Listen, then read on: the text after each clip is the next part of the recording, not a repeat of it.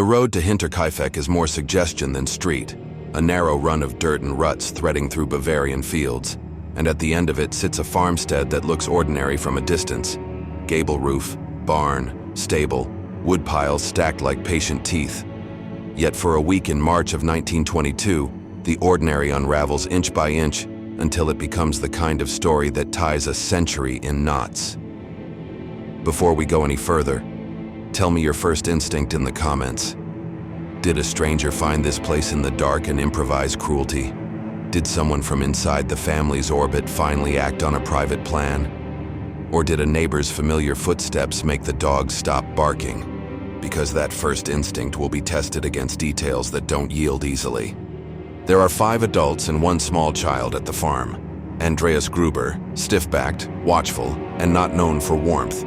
His wife, Cecilia, quieter but built from the same timber. Their daughter, Victoria, a widow with 2 children. Cecilia the younger and baby Joseph, whose life is already complicated by rumors that never stay put. And a housemaid named Maria, who has just taken the job after the previous maid left, claiming the place felt wrong, as if someone else was there when no one should be. A claim people shrugged at until the last week, where too many small things line up the same way. It begins with footsteps in the attic that nobody can account for. Sounds overhead that don't match mice or wind, deliberate enough to put Andreas up a ladder searching for an intruder and finding nothing but dust, and then it's tracks in the snow outside that come from the woods to the farm's back door and never leave, as if snow can write half a sentence and refuse to finish it. And then it's a set of keys gone missing, and a newspaper from a town nobody at the farm visits lying on the floor like a calling card left by someone who wants to watch worry grow. These are the kinds of details that good cases love, because they teach you who notices what and how fear changes a house's shape. If you're holding the insider theory, the next detail helps you. If you're holding the drifter theory, it does too. The Grubers tell neighbors vague versions of these oddities, not in panic, but in a resigned way that suggests Andreas wants to be seen as a man who isn't spooked by creaks and snow, and yet he starts carrying a lantern at night like a man who is. Rumors say that an argument over money and paternity has been simmering close enough to boil, and rumors also say that a stranger was seen near the tree line where the track line would later begin, which is to say the case lets both camps feel correct long enough to become attached. On March 31st, it's a Thursday, and the rhythms are ordinary. Animals fed, tools set out, Victoria tending the children, Maria learning the rooms she will clean, and the day slides to evening with no recorded argument that anybody can swear to. Only the sense, reported later, that something about the yard feels watched. Whatever happens next is surgical in its simplicity, because by night's end, 4 bodies, Andreas, Cecilia the elder, Victoria, and little Cecilia, are found in the barn, while Maria lies dead in her bed and the baby Joseph lies dead in his crib. And yet the farm does not shout its problem to the world. Here's your first pattern interrupt. The killer, or killers, do not flee. Someone stays in that yard long enough to feed the cattle, to milk a cow, to keep the stove lit, and to take meat and bread from the kitchen as if night turned into morning and morning into one more day where a living person still needed breakfast. And this habit of staying is as loud as any footprint because it suggests comfort or calculation or both. A detail that makes an outsider feel more unlikely, and an insider more terrible. And yes, some argue this could be theater, a way to delay discovery. Yet feeding animals well is a knowledge task, not an act you improvise to look calm. Discovery does not come quickly because the farm is the kind of place where days can pass without visitors. But by April 4th, neighbors notice milk undelivered, and the school sees no child on the bench where one should be. And when a search party finally pries open doors, they find the barn's hay and beams hiding 4 bodies stacked like someone thought a heap would quiet a room. And inside the house, rooms are both disturbed and tidy, as if a hand moved with purpose then put itself away. The axe is nearby, the dogs are alive but stressed, and there are small signs of life attended to in the days between. Details that make the living feel watched, even as they stand over the dead. Police reconstruct as best they can with 1920s tools and a yard already trampled by fear. The working theory is that someone lured one victim at a time into the barn, likely by sound, possibly by a whistle or a call, maybe by a small noise that says, "Come check this," and then struck quickly, And when the next person noticed the first's absence, they came too, and then another, until only the housemaid and the infant were left indoors where the axe found them as well. The injuries are severe, the kind that leave wood-marked and beam-stained, and the youngest child shows signs of clinging to life briefly past the blow, a detail that still steals the breath of people reading this, a century late.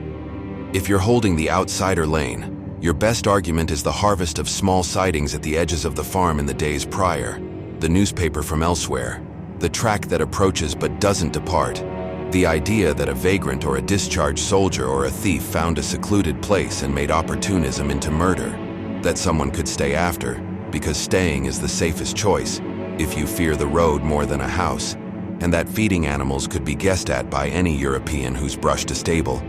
If you're holding the insider lane, your best argument is that luring 4 people one at a time takes an intimate knowledge of voices and habits, that only someone known could quiet dogs and cross thresholds, and that staying for days reads less like fear and more like a routine someone already had the keys to. Suspects arrive like rain on a roof, steady, noisy, and many.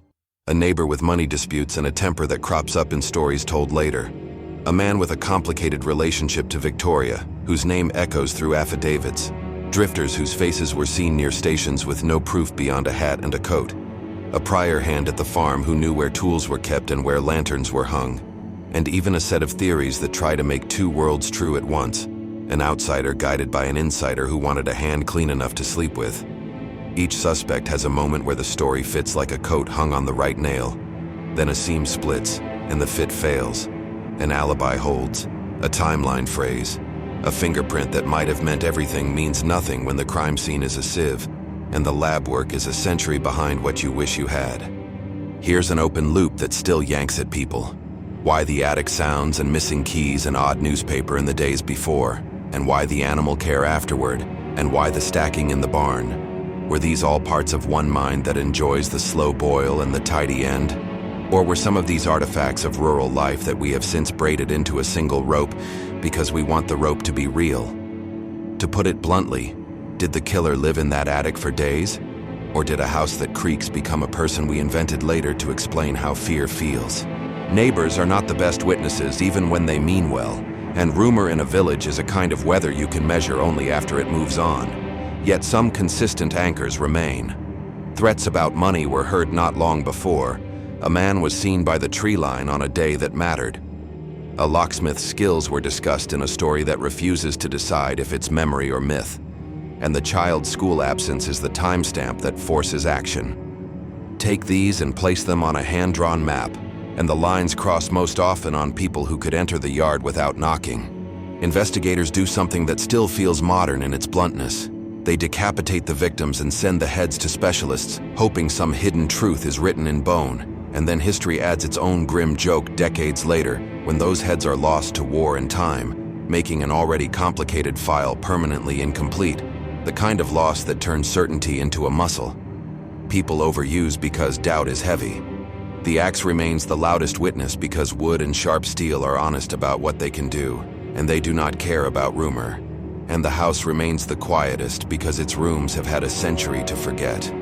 A moment to respect the mundanity that carries horror.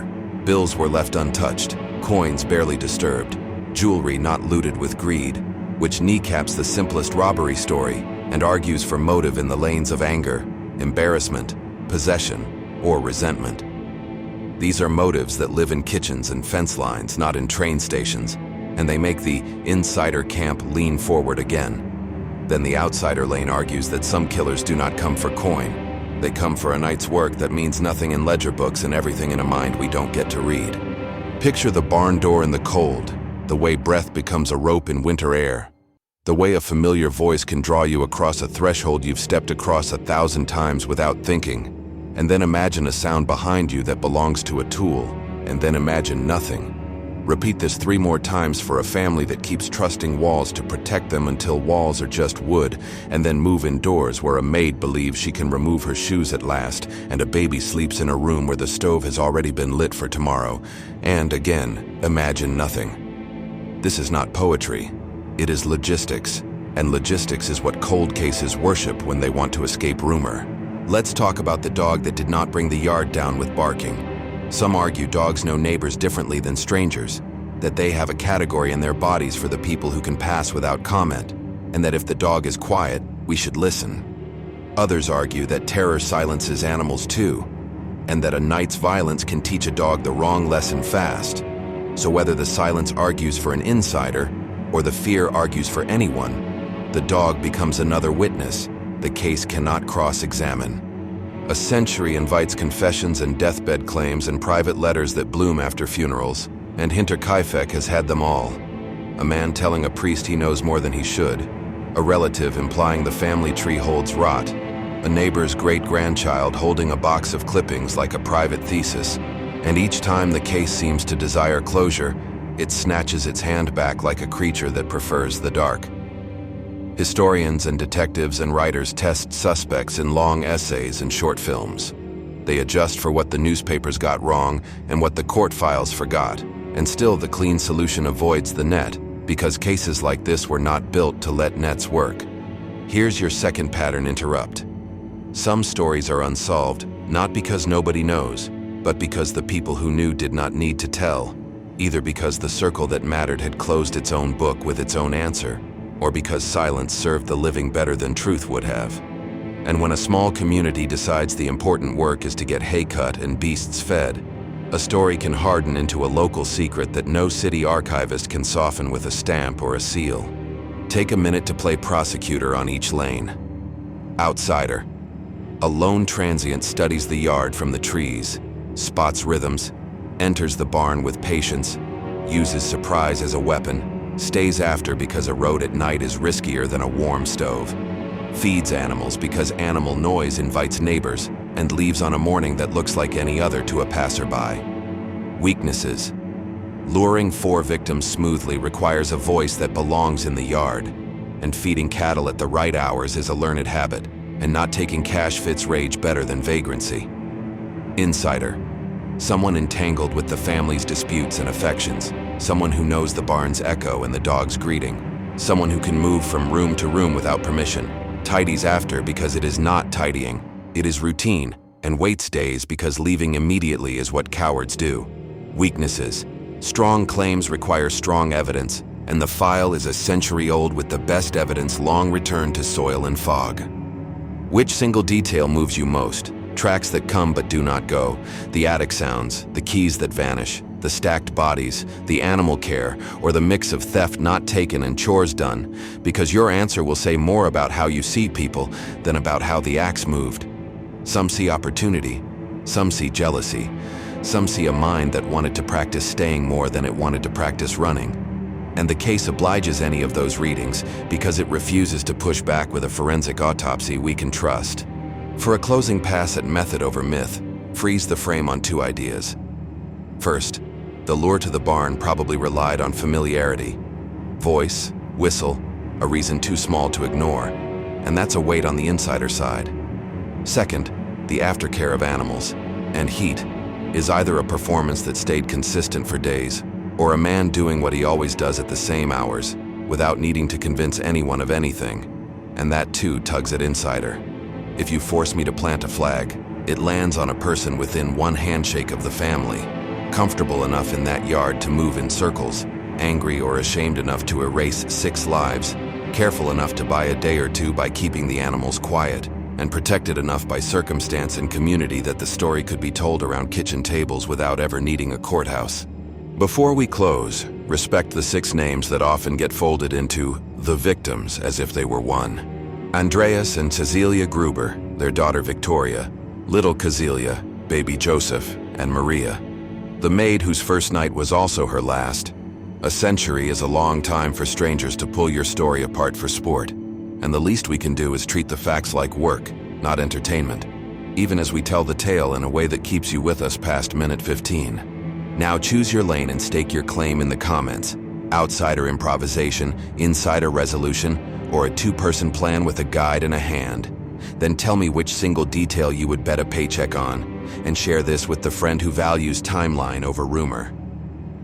In our full Caseboard daily follow-up, we'll map the footpath grid, stack reported sounds against weather logs, walk the suspect list with the few verifiable timestamps that still matter, and test whether feeding animals for days reads as theater or routine when you put a clock on chores instead of a legend on a headline.